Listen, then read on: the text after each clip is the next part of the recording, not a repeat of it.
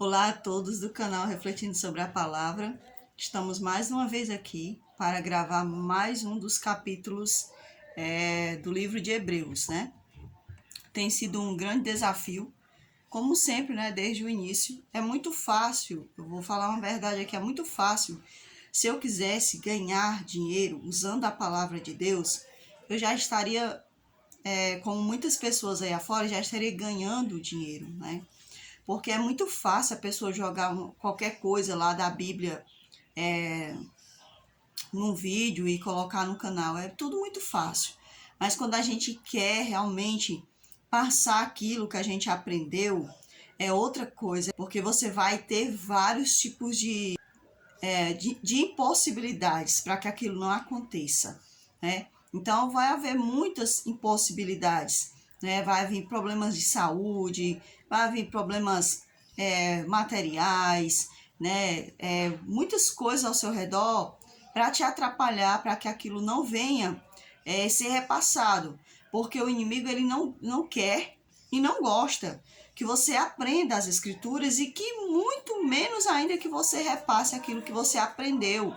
Então, vai acontecer as interferências, olha, é muito interessante. Muitas das vezes eu estou aqui fazendo aqui um artesanato, vou gravar um vídeo, e quando eu começo a ajeitar aqui todo o ambiente, né, para gravar, então começa a vir todo tipo de interferência, sabe, barulhos, desgaste, porque quem não grava não sabe, mas quando a gente fica na frente do celular para gravar, você tem um desgaste físico, sabe? Até porque você não vai só ficar na frente do celular, você tem que realmente repassar um conteúdo que tenha produtividade para a pessoa que está do outro lado, né? Então, gravar qualquer coisa, inventar qualquer coisa, é tudo muito fácil, né? Mas quando você quer uma coisa realmente, uma coisa que venha fazer crescer, não somente você, mas outra pessoa, então não é tão fácil assim. E se eu for deixar para gravar quando eu estiver com a aparência perfeita, né? Quando eu tiver com o tempo perfeito, então vai ser, eu acredito que eu não vou gravar nunca, porque tem N impossibilidades, né? E ultimamente eu tenho tido esse problema, né? Na minha glândula sublingual, né? Também está aparecendo ultimamente isso, e às vezes há coisas que vêm para tirar a sua paz, né? Tirar seu tempo, né? Te atrapalhar. Então, se eu for deixar para, tipo, quando eu tiver um cenário perfeito, um rosto perfeito, o tempo perfeito, eu nunca vou gravar, né, o vídeo, e não vou repassar aquilo que Deus me ensina e que eu sinto o toque dele para que eu possa repassar.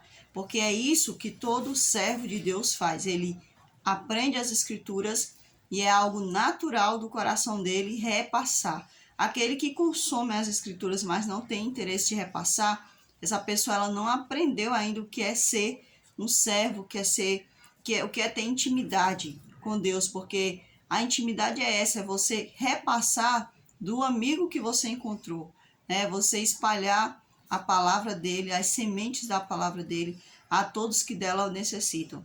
E esse livro de Hebreus é um livro tão importante como qualquer outro das Escrituras, porém ele vai frisar o sacerdócio de Cristo, né? O sumo sacerdócio de Cristo, o plano da salvação. Então ele é um livro de extrema necessidade para as nossas vidas espirituais. E a gente tem que aprender, como a gente aprendeu no capítulo 5, a gente tem que aprender quem é Cristo, o seu sacerdócio, o seu sumo sacerdócio, e assim, então, aprender a arte de ser mestres naquele conhecimento que o Senhor deu.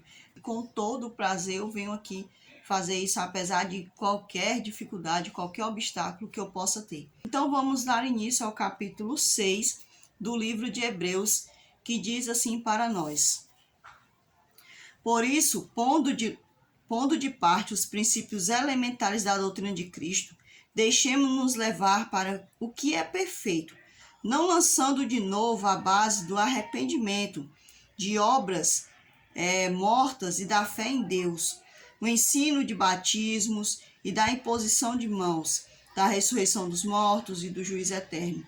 Isso faremos se Deus permitir, Então você está vendo aqui comigo que aqui o autor do livro de Hebreus, muitas pessoas costumam dizer que é Paulo, eu não posso afirmar para vocês, né, que é Paulo se não é Paulo, né, mas o que eu quero deixar claro aqui é que ele está dizendo para nós que existem ensinamentos, que existem coisas que a gente aprende, que a gente não tem que ficar só focando naquilo, a gente tem, a vida espiritual, o conhecimento espiritual, ele é uma escada, você tem que subir os degraus, você não tem que ficar estagnado naquilo que você aprendeu, você tem que continuar a subir esse degrau, né, para que o seu conhecimento, o seu entendimento, ele venha a se expandir de um tal modo, né, que você possa realmente saber, entender aquilo que você está lendo sobre as coisas do alto, né, e também repassar aquilo que você está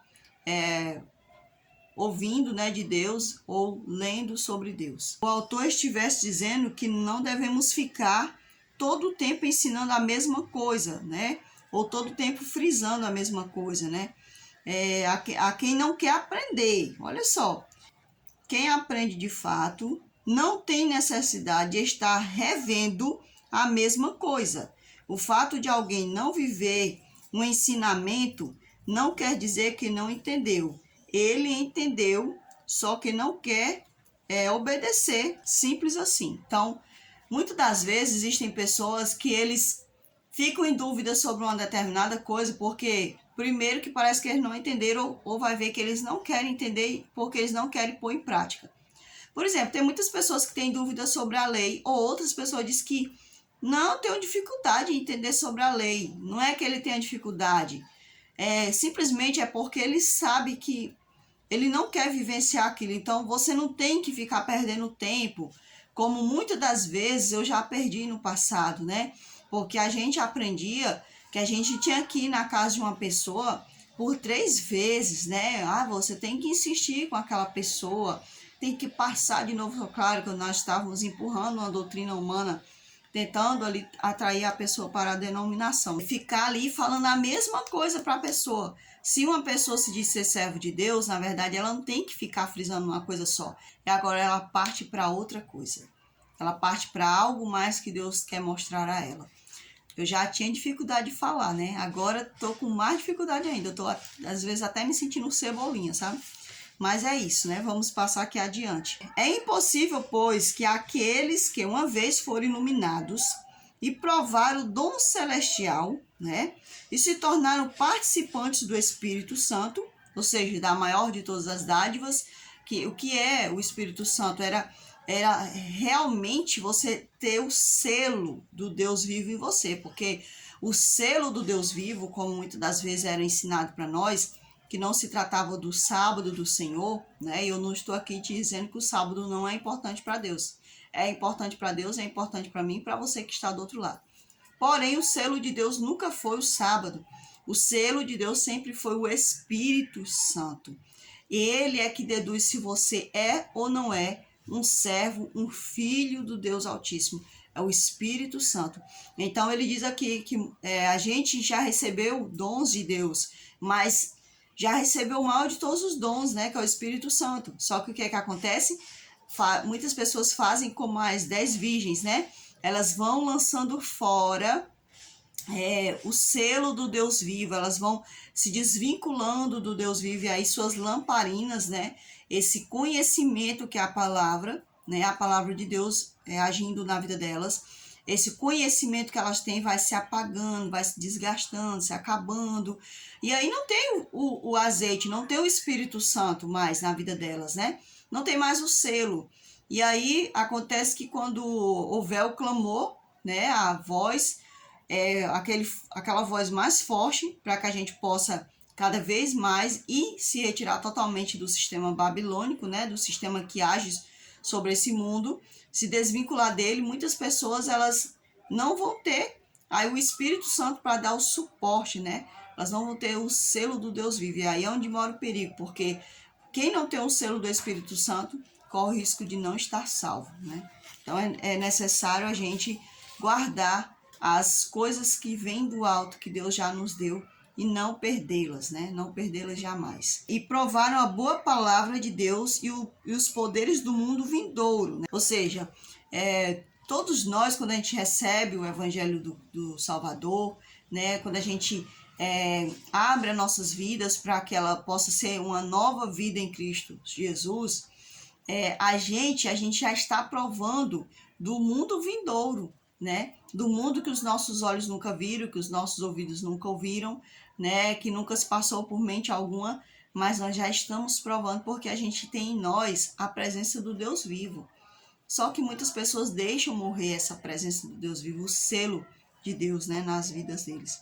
Caíram sim, é impossível outra vez renová-los para arrependimento, visto que de novo estão crucificando para si mesmos o Filho de Deus e expondo a ignominia, ou seja, a vergonha, né? Porque a terra que absorve a chuva, que frequentemente cai sobre ela e produz erva útil para aqueles por quem é também cultivada, recebe bênçãos da parte de Deus. Então ele está dizendo aqui, muitas das vezes, muitas pessoas jogam fora tudo o que Cristo fez por elas, né? Elas dizem que aceitam Cristo e aí elas voltam às suas vidas de pecado. E aí a gente aprendeu errado aquele negócio que dizia, não, basta um estudo bíblico novamente, mergulhar novamente nas águas, tá tudo resolvido. Só que aqui fala que não é assim. Muitas pessoas, elas vivem essa vida, sabe? De mergulha na água e vai, mergulha na água. Só que aí o que acontece? Essas pessoas, elas estão crucificando Cristo na vida delas, né? Porque elas jogaram fora tudo aquilo que Cristo fez por elas. Só que na cabeça delas, não, tá tudo bem. Elas estão lá vivendo o pecado delas, mas para ela tá tudo bem, né? Porque ela tá lá, ela tá reaprendendo, ela tá rebatizando, então ela não quer uma vida de compromisso, ela não quer renunciar, ela não quer carregar a cruz, sacrificar todos os prazeres da sua carne, né? Quando eu falo aqui dos prazeres da carne, eu não estou me referindo a uma pessoa, não estou falando aqui como uma pessoa fanática, né? Que tipo se separa de tudo e de todos, né? Que para de comer carne, que para de falar com a pessoa porque não é crente, né? Não estou me referindo a isso, eu estou falando dos desejos da nossa carne, desejos destrutivos, né? Que destruíam nossa comunhão com Deus, que nos separavam, que nos destituíam da glória de Deus. Estou me referindo a esses desejos. Então a gente tem que tomar bastante cuidado para ver se a gente está ou não jogando todo o sacrifício de Cristo no lixo, né? Trazendo vergonha para o próprio Salvador. Porque este livro está exortando a não deixar de crer no Salvador, né? E nem desperdiçar aquilo que o Salvador já fez por nós. É um comentário aí da minha parte, né? Mas se produz espinhos e abrolhos, ou seja, se a pessoa que recebeu a vida em Cristo, ela, ao invés de ela estar produzindo os frutos do Espírito Santo, ela está produzindo espinhos e abrolhos, né? Rejeitada e perto está da maldição, e o seu fim é ser queimada. Esses dias, né, uma irmã até falou comigo sobre um vídeo, ela mandou um vídeo para mim, eu estava vendo o vídeo desse homem, ele dizendo que não ia mais pregar, né, sobre a questão da condenação, né, ia pregar só o amor, só a salvação, mas aí ele está falando justamente sobre o livro de Hebreus. E o que está falando aqui sobre o livro de Hebreus? Que ela mandou o vídeo para eu ver e eu vi que ele estava falando sobre o livro de Hebreus, né? E aí o que o livro de Hebreus está falando aqui para nós? Que uma pessoa que aceitou a Cristo e ela logo volta a fazer o que era da carne e não crucificou, né? Não está disposta a carregar sua cruz, mas está jogando todo o sacrifício de Cristo no lixo, fora, né? Pisoteando. Ao invés de estar produzindo os frutos do Espírito Santo, essa pessoa está produzindo espinhos e abrolhos. Aqui diz que essa pessoa, ela está rejeitada, tá? Já está dizendo, ela está rejeitada e perto está de ser amaldiçoada. E qual é a pior de todas as maldições? Se não a condenação eterna. É a pior de todas as maldições. Então, aqui nós devemos pregar, sim, a salvação em Cristo. Porém, nós também devemos pregar sobre a condenação eterna. Não para que essas pessoas venham a Cristo por medo, Não, mas para que elas fiquem cientes de que todos os seus atos, ou de que todos os meus atos, todos estão passando a revista, como falou aqui em outro capítulo, né, que a gente leu, que tudo está patenteado, tudo está sendo registrado nos anais celestiais. Então, nós devemos estar conscientes de que todas as nossas ações, elas vão nos levar ou para a salvação ou para a condenação eterna. Quanto a vós outros, todavia, ó amados, estamos persuadidos das coisas que são melhores e pertencentes à salvação. Ainda que falamos desta maneira. Pensei que estava gravando, mas não estava mais não. Então, persuadir quer dizer que eles estavam convencidos, né? Das coisas que são melhores e pertencentes à salvação, ainda que falamos desta maneira. Eles falavam duro, porém eles estavam convencidos, né?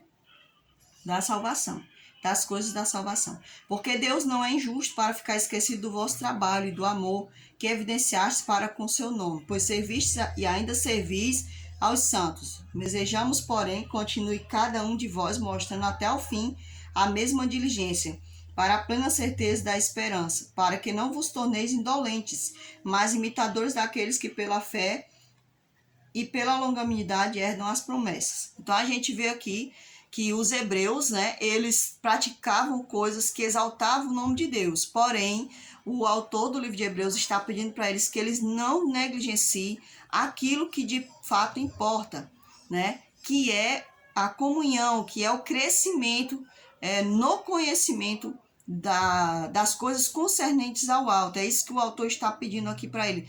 Ele estava dizendo, olha, Deus não esqueceu das boas obras de vocês. Deus é justo, porém Deus também quer, ou seja, é aquilo que Cristo falou, né? Fazer isto sem esquecer daquilo. Verso 13. Pois quando Deus fez a promessa a Abraão, visto que não tinha ninguém superior por quem jurar, jurou por si mesmo, dizendo, certamente abençoarei e te multiplicarei. E assim, depois de esperar com paciência, obteve Abraão a promessa, pois os homens juram pelo que lhes é superior. E o juramento, servindo de garantia para eles, é o fim de toda contenda. Por isso, Deus, quando quis mostrar mais firmemente aos herdeiros da promessa a imutabilidade de seu propósito, interpôs com juramento. Então, o próprio Deus havia jurado para Abraão, você vai ser pai de muitas nações, né? Então ele disse aqui que Deus jurou por si mesmo, porque Deus ele não tinha por quem jurar, ele é o eterno, né? Não existe nada e nem ninguém superior a ele. Então Deus ele é fiel na promessa dele. E assim ele disse, olha, assim como Abraão, ele se manteve firme nessa promessa que o Pai fez a ele, vocês também têm que se tornar firmes, né? E tem que continuar na obediência, tem que continuar sendo firmes na esperança daquilo que o Eterno prometeu a vocês também. Para que, mediante duas coisas imutáveis, quais é impossível que o Deus minta, forte alento tenhamos nós que já corremos para o refúgio, a fim de lançar mão da esperança proposta. Então Deus ele não mente, né? Ele prometeu e ele vai cumprir. A qual temos por âncora da alma, segura e firme, que penetra além do véu, onde Jesus, como precursor, entrou por nós, tendo se tornado sumo sacerdote para sempre, segundo a ordem de Melquisedeque. Então, o próprio Deus, né, o próprio Cristo, ele é o nosso sumo sacerdote, né? Ele não é homem para que minta, né? Então, ele é o próprio Salvador, né? Ele é o próprio sumo sacerdote da eternidade, que nos garantiu entrar com toda liberdade, né? Além do véu que nos separava, e não é o véu lá do lugar terrestre, o véu que Cristo rasgou, ele era superior a esse véu que era representado na terra pelo templo feito por mãos humanas. Esse véu é aquele véu que fala para nós, né? Que nós estávamos, todos nós havíamos pecados, portanto estávamos destituídos da glória do Pai. Também fala nas Escrituras que o pecado ele causa separação entre Deus e os homens. Então era essa impossibilidade, né, que fazia esse impedimento, né? Era isso que impedia a gente de encontrar com a própria face do Criador, com a própria face do Eterno. Então o Cristo ele veio fazer esse meio, né? Essa é a palavra original que existe, né? Já que dizem que a Bíblia foi escrita no grego, né? Porque quando a gente vai procurar as palavras lá das escrituras, só aparece o latim, né? Parece que a Bíblia foi escrita em latim. Dizem que foi no grego e aparece o latim. Então, Cristo, ele fez o meio, né? Fez esse meio entre nós e o Pai, né? Então, é esse o foco do livro de Hebreus. O foco do livro de Hebreus é que entendamos o serviço que Cristo fez por nós, que é esse serviço de mediar aquilo que é caído daquilo que é superior, daquilo que é santo, daquilo que é puro, daquele que é santo, daquele que é puro, daquele que era inalcançável, mas que através da pessoa de Cristo, que é santo, né? Através dessa pessoa de Cristo que nós alcançamos essa oportunidade de ter ali novamente a glória, a glória de Deus, né? Nós estávamos destituídos, portanto, nós vamos ser coparticipantes dessa glória, vamos ser coparticipantes do reino de Deus, vamos ser ali sacerdotes, assim como nós já somos após aceitarmos a Cristo. Então, nós vamos alcançar aquilo pelo qual Cristo tanto se esforçou, que é, novamente, ter a vida eterna. Então, esse é o conteúdo, né, do capítulo 6 do livro de Hebreus, e eu espero que nós possamos ser pessoas que procurem crescer no conhecimento do Senhor, não venhamos a ser negligentes, né? Possamos alcançar a estatura que o Cristo quer de nós, possamos produzir os frutos do Espírito nas nossas vidas, que todos possam crescer na graça e no conhecimento de Deus. Fiquem todos com Deus e até o próximo vídeo, se assim o Senhor nos permitir.